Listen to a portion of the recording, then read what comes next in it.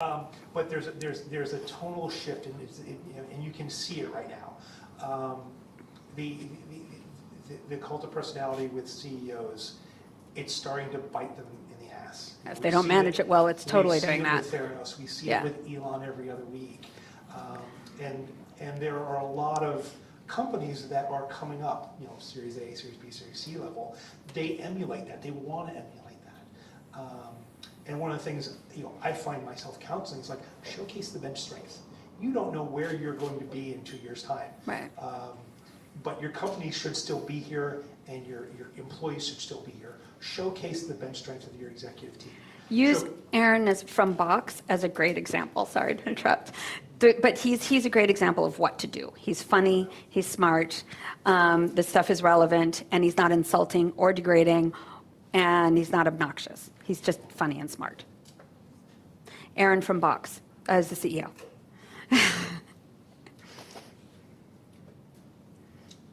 Great insight there. Kind of going back to the experience, and again looking around the room there, kind of a two-parter here. The novice PR marketing professional and the more experienced one. What sort of advice are you giving them to sort of get started, or to think maybe trends or things to kind of look out for in this climate we're in now? I would say watch out for this whole influencer thing right now. And I have to admit, I am a totally cynical asshole, and that's typical artist type guy. But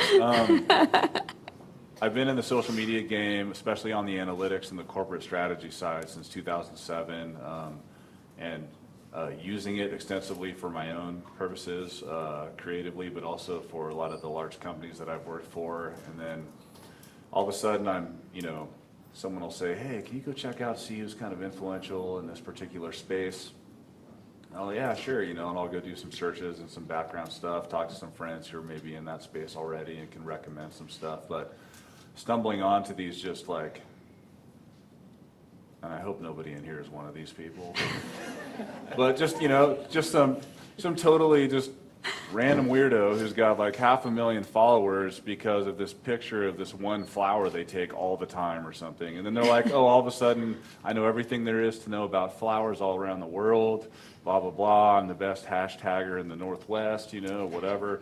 And just be really mindful of who you're believing to be a legitimate influencer for a business or for a client versus, just like kind of the spray and pray thing where you're like, I don't know who this person is, but look at all the followers and they got pretty pictures and they're great with that filter and awesome, like there's no substance behind that.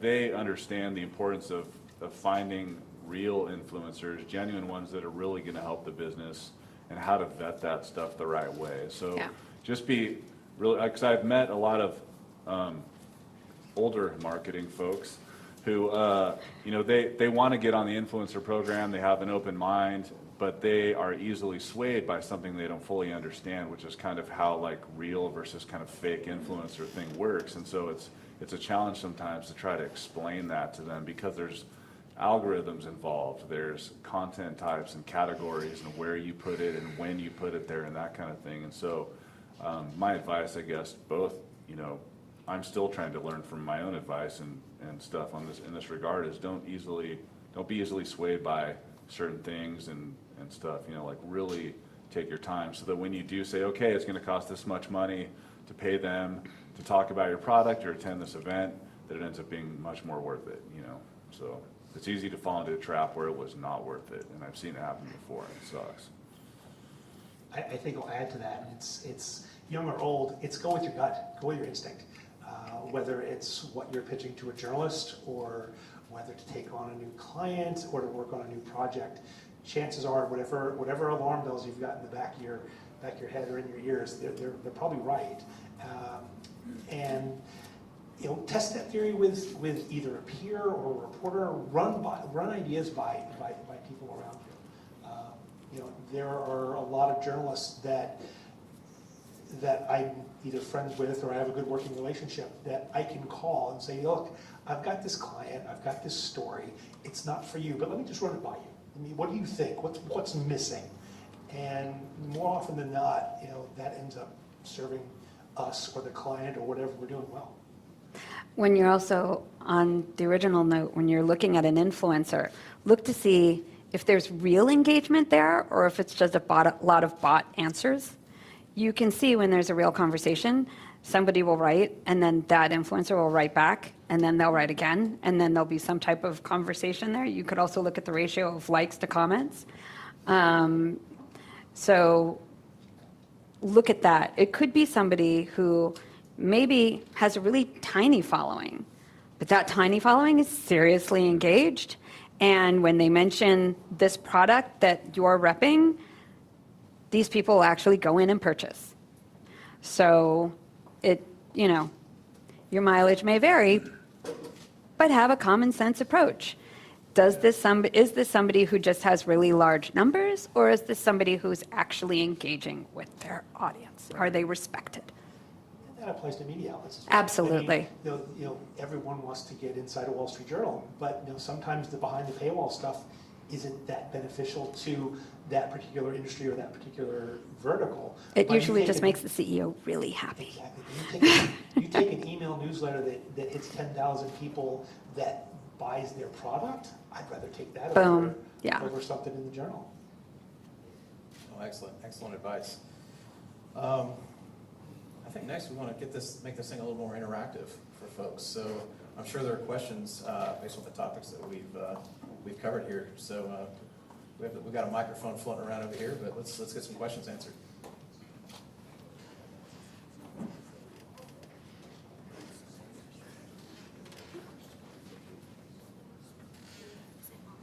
Hi, my name is Chandra. I agree with everything that you said. When was the last time you heard that? Here's my question. I'm an old guy, right? Everything you said resonated with me. Everything you said has been true throughout my career. Here's my question, and I'll give it a little twist. A fellow I know who runs a business analytics program in a rather well-known university here said that the best thing that ever happened to him is when he showed the curriculum to his board of advisors. And one of the advisors was the head of analytics at a rather well-known company who said, take this back. This is a computer science curriculum, not a business analytics curriculum. We know where to get computer science people. We have market power. Come back with the business analytics program. My question to you is, in the best Harvard Business School case tradition, imagine you are the advisor for a communications master's program. What are the 5 things you would advise that must be in the curriculum? Starting with Rich, my training tells me always start with the creative guy. Then you shit. 5 things? Man. All right. 3 might be doable. It's been a long day. For me, just coming from the creative angle, dealing with executives and stuff all the time, encouraging clients and executives to have an open mind. A lot of times they go into this stuff and they have preconceived notions about what works, what doesn't work, and they sometimes inadvertently pigeonhole the whole situation and don't give at least the creatives a lot of breathing room to really do what they do best, just to make people feel things so they do what you want them to do. So have an open mind, that would be one thing. The next thing would be, again, the influencer thing. Just watch it, be real careful and be very thoughtful about the way you evaluate, whose influence might be able to help your business and your brand. And the last thing is it's really easy to fall into the trap. I'm in a B2B space right now, and I've been in the corporate world for a long time, in tech in particular, and there's a lot of stodgy stuff going on. So I would say always try to think outside the box and don't be afraid to recommend, as long as you put some thought into the way you present it to your clients, don't be afraid to try some new stuff that maybe even you haven't seen before. Because a lot of times, You know, a lot of the company I work for, a lot of our competitors, where we have an edge, is that they've been around forever. They're the million-pound gorilla in the room, and they're afraid to take any risks, and they keep everything as homogenized as possible. So you turn any of their content on, video, photos, blog posts, doesn't matter. You get through it in like 2 minutes, and you're like, I'm out of here. This is killing me. I'm bored to death, you know? So just, yeah, so think outside the box. Bob, Shira, David. Can I take this? Please. Okay. So I used to actually teach marketing for startups at Tel Aviv Alpha Academic College, so I was very excited by this question. And I've guest lectured at Stanford and Berkeley and a bunch of other universities around the world. So the three things, as far as I'm concerned, you said it was for a comms program, yes? Yes. Okay, so for a comms program. Masters. So masters in comms. The three things that I think masters in comms needs to understand is one, messaging. Okay, how are you getting that message across? And also, how does the message work for the stage of company you're in? They are not the same. You cannot do the why if nobody knows who the hell you are. Okay, people need to understand the what before you could do the why. It works great for Oreo. It does not work for, you know, a startup that literally is still at Y Combinator. Okay, there you start with the what. You grow to the why. So what stage are you in emulates what your message is. That's one. Two, what's your sales cycle? You have to understand sales before you can really understand marketing.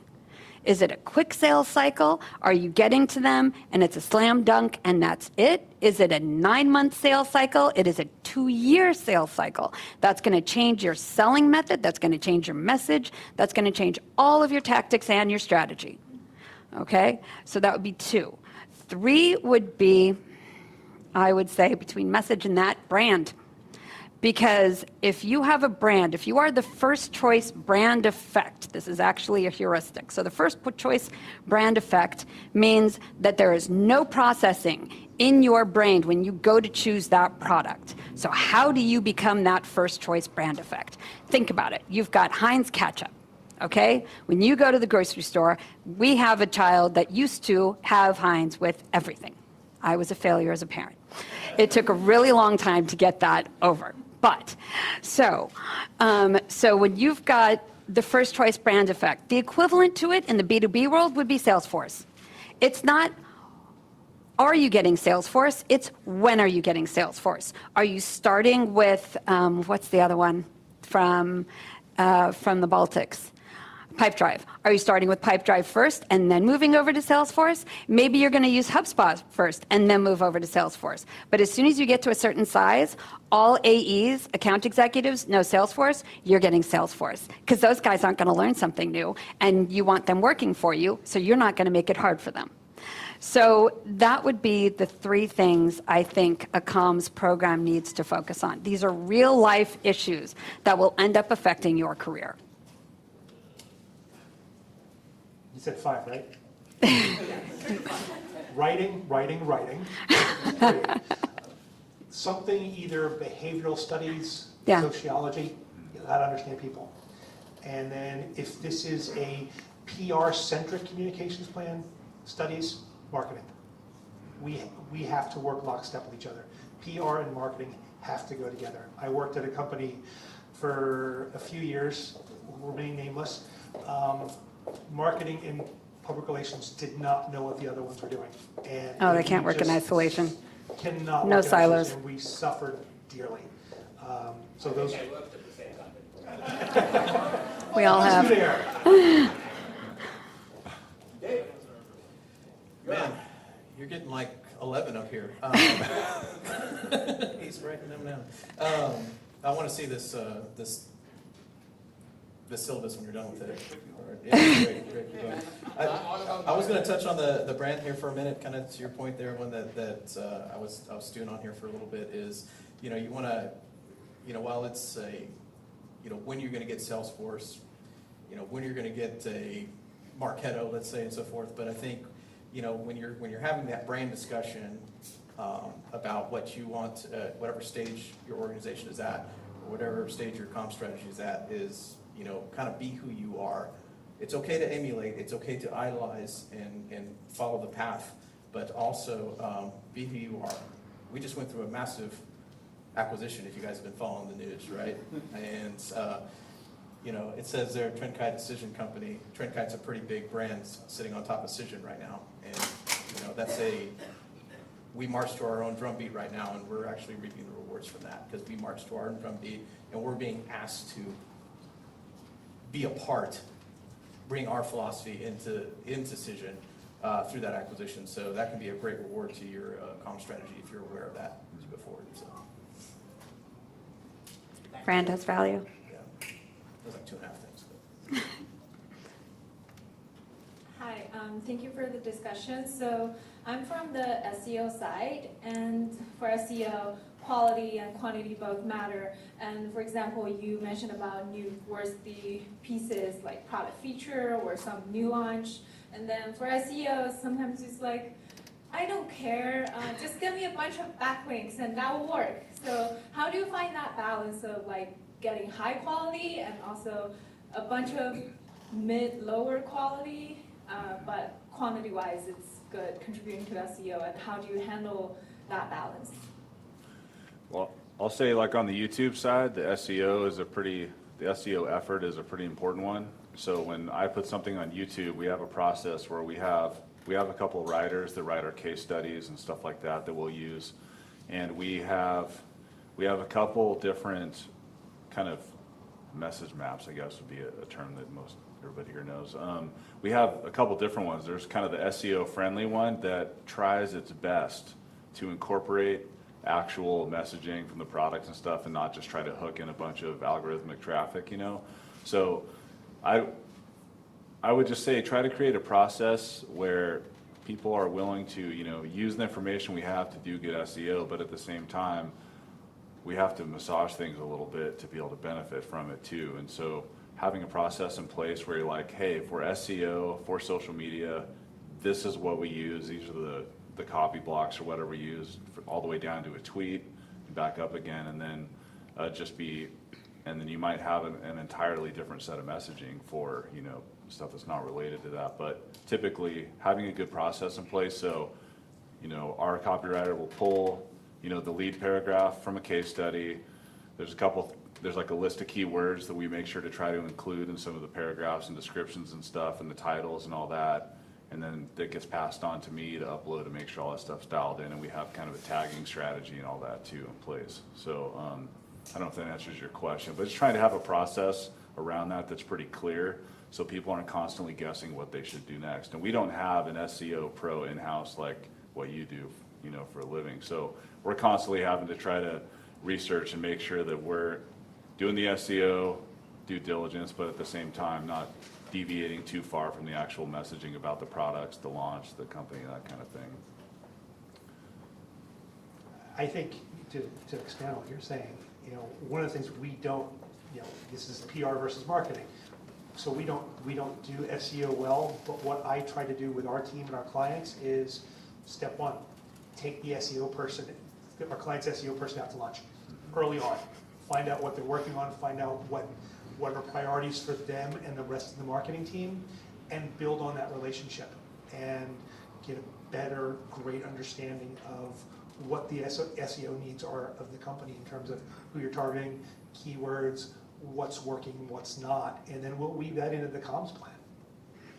So we don't do SEO, but we do a ton of content. And I know the SEO world pretty well. So what we do is, again, to his point, take the SEO person out to lunch. You want to work with the whole team. The more people you've got that you're working with and you're working collaboratively with, the better things will end up turning out for everyone. So content, tons of content. The more original content, you do not write it for SEO. You write it for the humans that are going to be reading it. But you may want it to be over 1,000 words because that's treated a little bit better these days in the SERPs. And never underestimate the power of image search. Name your images properly. Don't have it be IMG 3572 blah, blah, blah. Like, name your images properly. Put all the alt text that need to be in there. It's just, we do what we call SEO light when we're building out content, because a lot of what we do is blog work. So that type of thing is more along the lines of the SEO, that if we don't do SEO, but that's the stuff that we do that goes in and plays with the SEO team. Right. So that's how we think of it. What's the good content we could get out there? How do we optimize it? I'll say likewise, we actually have a process with our SEO manager where they're one of the kind of last approvers before something does go out the door. Now, we don't try to Yeah. force it, right? You know, you want to tailor to the humans that are reading the actual content, but the idea is to kind of go through and optimize, you know, anything public facing that's going to go out there that readers are going to see. Good point on the image, from the image search standpoint, that's something that she looks at as well before it goes out the door. And then also longer form content, searchable content to have Yeah. available. So if you have something. And know, if you're that- uploading and it is totally original and you do that regularly enough, pulls you up. Exactly. Hi, my name is Iana. I really appreciate the comment about PR and marketing, and they have to be in one. Glasshouse Communications is my PR firm, but I changed the name from Glasshouse PR to Glasshouse Communications because people were locking me into press releases, and that's it. But the challenge has been customers and clients not understanding that I have to have that marketing before I could be effective. What do you think is that bottleneck? Why is there a disconnect on that marketing part that they just don't understand? So I turn down a lot of clients often if they do not. I do know marketing, but I love the communication and PR side, so I really keep it separate. Just curious what that disconnect might be. So many answers, I don't know where to start. You know, they're fundamentally different skill sets, and I think people who don't have a communications background either don't get the nuance or don't see them as something that should go together. And I know that's not a great, it's a very vague answer, but I think it depends on who's looking at it. But there are a lot of reasons behind it. I think a lot of it is just lack of understanding. I think it depends on who's involved too. You know, there's companies I've been, you know, doing some work for where they've totally intentionally blurred the lines between marketing and PR because there's so much overlap just because the way technology is now, the way mobile apps are, the way people are, you know, sharing stuff and doing content. You know, there aren't many opportunities for somebody to just go into a company today and just be a PR person. You know, like you have to really understand marketing a lot better. You have to at least have some kind of comprehensive, you know, high level understanding of how marketing works and how it plays with, you know, technology. And then PR people and marketing people, they both need to understand each other really well, and sometimes where, you know, the other person's at sometimes just because, you know. And so the problem that I've seen is that there's just a disconnect because we're in a transitional phase right now with this stuff, and people are trying to understand how they're supposed to play together and where they overlap, and are they sometimes supposed to be the same role even, you know, in some cases. So it's been a challenge where I'm at. We've had that exact same challenge where some of the more old school marketing folks and some of the more old school PR folks are trying to better understand what each other does so that they can understand the landscape that we're all currently having to deal with, which still has a lot of unknowns. You know, there still aren't a lot of concrete answers to how those things play together sometimes, you know. And I think you look at the microcosm of just the title of CMO. You look at any CMOs in a 4-block radius around here, and I think you'll find each role is slightly different. Some are sales heavy, some are traditional marketing, some are advertising. Each CMO in this little tech bubble we're in does things differently. And I think it's the same thing with PR too. But I also think that when you do the PR side of things, you are essentially a storyteller, and you understand what appeals to the market. If you can do that, you can do the messaging and you can do the comms. You can write a case study. It may be written slightly differently, but you can still do that. The skill set is there. I come from the CMO marketing world and went over to the PR side of the house. And our team has risen up more on the PR side. So I take things from a slightly different point of view, and then we mesh it all together. I think that's part of the reason why. I think just a lot of people are, well, you can tell this story. If you could tell this story, you can do all of these other things as well, right? And a lot of PR agencies that I know today are doing more than just the pitching. They're doing, we're writing, you know, your messaging, we're doing your branding, we're handling your positioning, we'll write your case study, your white paper. We'll do that gamut. We will. Do you? I reviewed a billboard today. I was like, okay, sure. Yeah. You want me to review your billboard copy? Yeah. Or the actual design? Sure, I can give you an opinion on that. It's not my day job, but okay. Yeah. So there you go.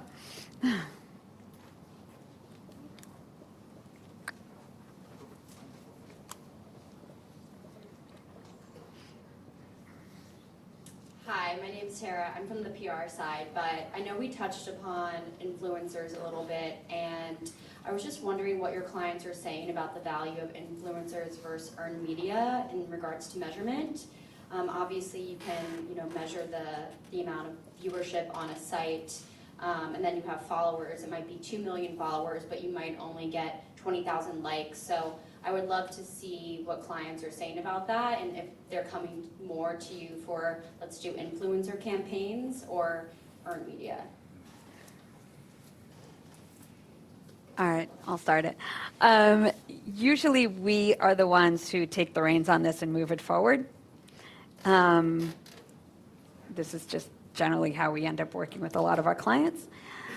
So on our side, we mesh the two.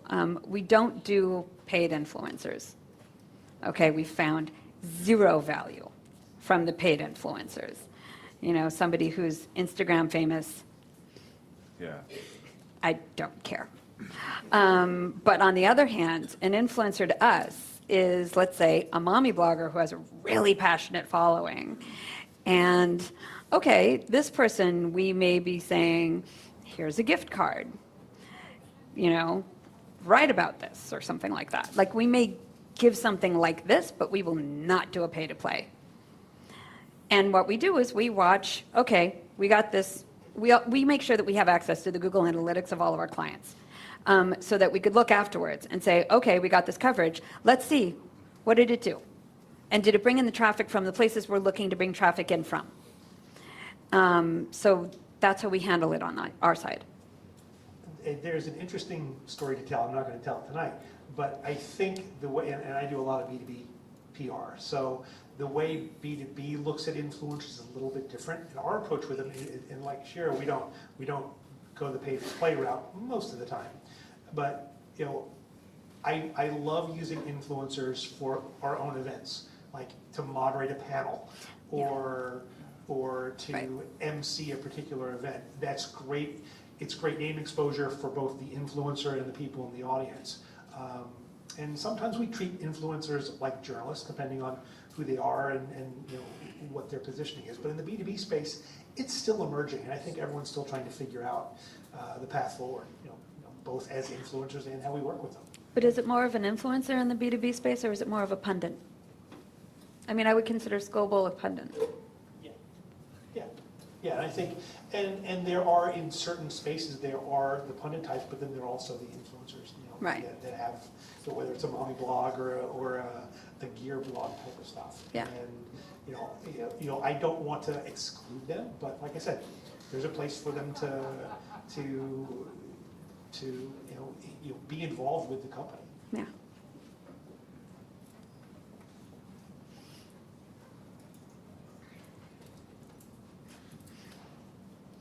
Hi, my name's Mike. So over the past several years, I've noticed that there are more and more voices out there. There's more people in this room than there would have been perhaps 10 years ago, and there are fewer journalists, frankly, out there due to consolidation of that area. And I'm just wondering if you have some strategies that you can share on how to get through the noise for your clients. I touched on it just a little bit just now, and part of it's doing our own events. Whether it's something like this, where we would invite in journalists to, or smaller, more intimate events where we where we're not client specific. It's not about one particular client, it's about a particular topic, whether it's autonomous vehicles or, pharma in the post-Theranos world or something like that, where we can bring experts in, one of our clients, maybe a VC, maybe an economist, to talk about these things and actually build the value. And I think each of us brings our own set of pieces to the puzzle, and it's using all of them together, whether it's video and music and images and writing and influencers and moderators and experts and CEOs and CMOs, and you just try to put it all together rather than pitch it to a journalist and hope they grab it. You have to create your own opportunities. And there's also a lot more than, you said events, but there's more than just pitching to a journalist. There's podcasts, there's contributing content. Do you have somebody in the organization who's an expert at anything, and is there a particular journal that focuses on this thing? So there's a lot of different ways to go about getting above the noise, doing a research project, doing your own research. So, and then taking those numbers and pitching something like that. If you don't have news necessarily, what can you create? Mining your own data. Yes, mining your own data is always fun. Can I just ask you a quick follow-up question? So, I think that those tactics are really great in B2B. Mm-hmm. But what if your clients are B2C? Then you gotta get weird. Or you create your own media. Food 52. Okay, Food 52 has a blog that is phenomenal. Okay, and I was actually talking about this to my friend today. They have a blog that's phenomenal. I like their blog. I read their blog often, and because of that, if it had been in stock, I would have paid nearly $60 for a dish strainer. Who's going to pay $60? What the hell do you need? It's a very pretty dish strainer. It was out of stock. So I didn't end up buying it, but had they had it in stock, I would have purchased, because I'm constantly on Food 52 because I really like their blog. That's create your own media. There's so much content, and there's a lot of great stuff out there and a lot of not very great stuff out there, but just that's one of the things, like especially in the B2B space, one of the things we've had to do, we'll put out like a video that's supposed to talk about, partner program or something like that, and we're like, how do we not kill people with boredom, watching this thing? And so one of the tactics I took, we have the person who's in charge of our global channel sales and stuff like that. She also has a theater background, which makes my directing job super easy, and it's not a common thing to have in the tech world. And so what we did was we took really boring information that we need to get out there, that people need to see, and I said, how can we make this so it just doesn't suck to watch and have to ingest this stuff? And so what I did was I repackaged it into a really weird, quirky environment. So her name's Raylyn. I put her in like a campfire setting, super random. Why would you do that? Some of my executives were like, why would she be talking about the partner portal while she's camping? I don't understand. I'm like, I know, but there's like weird shit going on. Like you might hear something out in the woods, and in the script, I had her like look out there because she heard something, and just like have weird stuff going on, but she always comes back to script and talks about the different points and the things we're trying to get people to walk away with. So again, back to the outside the box thing, that really is the key to rising above the noise, because the noise will always be there. Today's version of noise is different from what noise looked like 20 years ago, and there's always going to be noise. There's always going to be business people clamoring to get their voices and their message and their content heard. But if you have somebody in your circle who's willing to get kind of weird, like the Geico commercials and the Dollar Shave Club initial commercial that went out, like I signed up for Dollar Shave Club. I didn't even know what the hell it was. I'm like, that guy made me laugh my ass off over a cocktail. I'm going to try out that service, and it was almost more just me praising his marketing efforts than it was giving a shit about the razors, right? So, and the response that we got when we started trying out these weird B2B videos, they're like, man, I don't know why she was a bartender telling me about the partner portal, but that was some funny shit. And I'm really glad that you guys made that. And I shared it with all my friends and my colleagues and some of the customers that we sell your product to. They thought it was really funny and they even shared it. So, and that didn't even take a lot of effort. I had one camera guy. We had a really short script because the thing needed to be under a minute, and people loved it, you know. And so, and I've also done plenty of things that people thought was too weird and off the wall to do anything for the company, but that happens, you know. So again, just be open to getting really creative, and if you're not creative yourself, hire somebody who's really talented and thinks in ways that you've never even thought of, because just like I try to surround myself with people that are going to bring me new ideas and teach me a lot of stuff because they're the experts, I think it's good to do that with creatives too. You know, accept the fact and admit that sometimes in some companies, people want to be creative, but they're just fucking not, you know. So you got to hire somebody that is, and really respect that and bring them in and let them get in there with you in a room, you know, bring some alcohol, whatever you got to do. You don't even need alcohol, food, whatever, and just start spitballing some ideas and think about things that you like, that you have seen already, that are really interesting and fun to look at and they're engaging, and start to, you know, try to come up with your own version of that, basically, you know. Amazing. I think I'm getting the one morning. We'll take one more question if that's cool. Yeah. Sorry, this is just back to a little bit to the influencer question. I'd love to understand if any of you have experience in, you know, actually creating an influencer for your brand.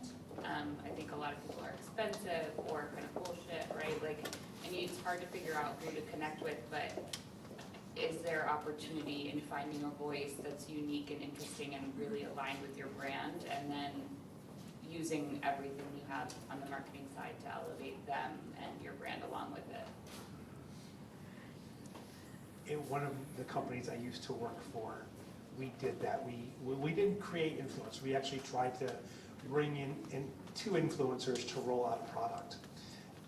It would have worked if the product was any good. Nothing But- will kill a but- bad and- product faster than good marketing. Yeah, but the problem, if the product isn't good, you know, it's not going to work. But it's doable, and I think it combines a bit of what you were saying is, you know, go crazy. You know, it was if I tell you what it is, it gives everything away.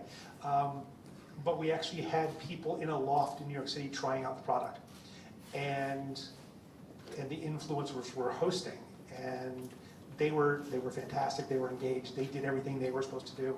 The product didn't. And I think there's a place in this world to use influencers effectively, but it goes back to, you know, is it the right company? Is it the right product? Is it the right audience? Yeah. So you can think about Ford had Scott Monty. Ford had Scott Monty. And he became known as the face of Ford on social media for a while. And Comcast had Comcast Dave.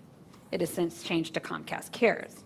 Because when Dave leaves and Scott Monty leaves, they're so connected to your brand, do you want to keep it that way? So that's something to consider. And I'm not saying don't do it. Comcast Dave, Comcast Cares, that did them a huge service. Scott Monty was amazing for building up Ford on social. I can think of if you give me enough time and some more alcohol, I could think of plenty of names for you and plenty of other examples. So there are the things to consider is how tied are you going to be to them? How do you handle it when they leave? But yeah, a lot of the time, again, building up the cult of personality, Aaron from Box, any exec visibility, it's good. It's good to do.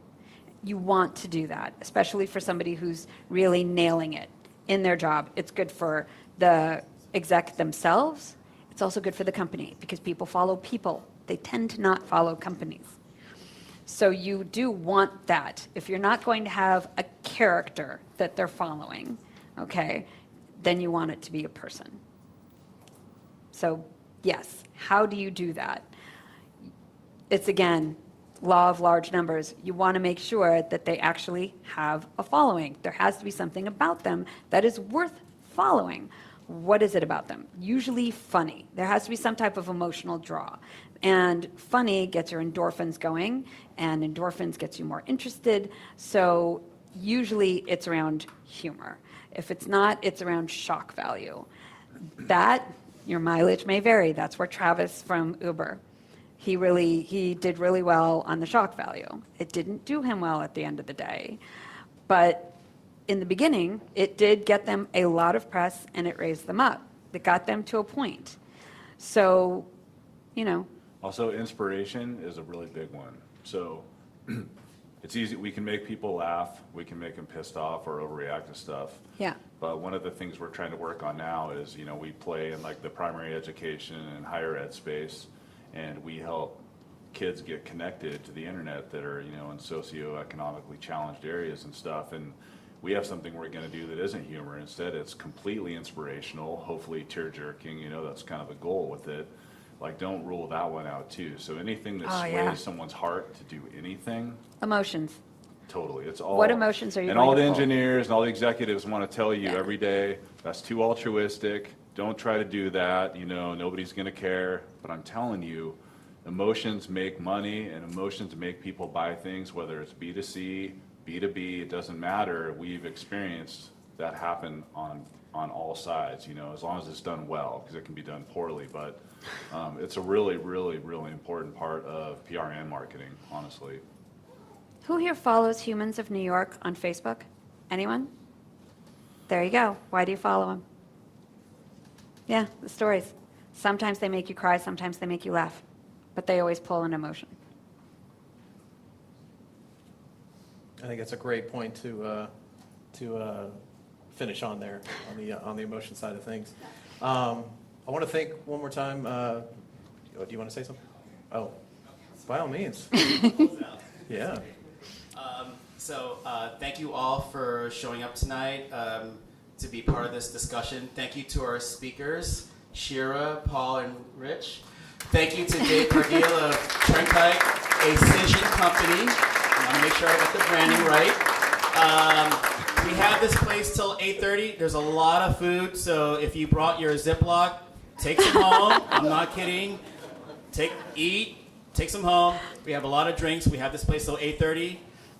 Thank you to NASDAQ Center for this beautiful venue. If you have any interest in hosting a venue here, talk to Shelly over there. She's your person to talk to. I want to also give a shout out to our caterer tonight, Albert, and the team at Rock's Beverage Catering.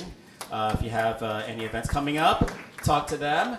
And thank you to our friends at AMA-SF. Go to their website, amasf.org.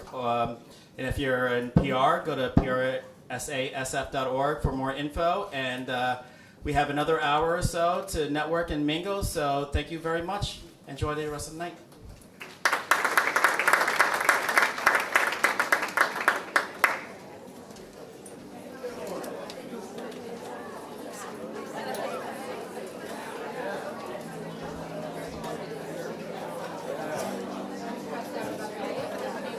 Job offer.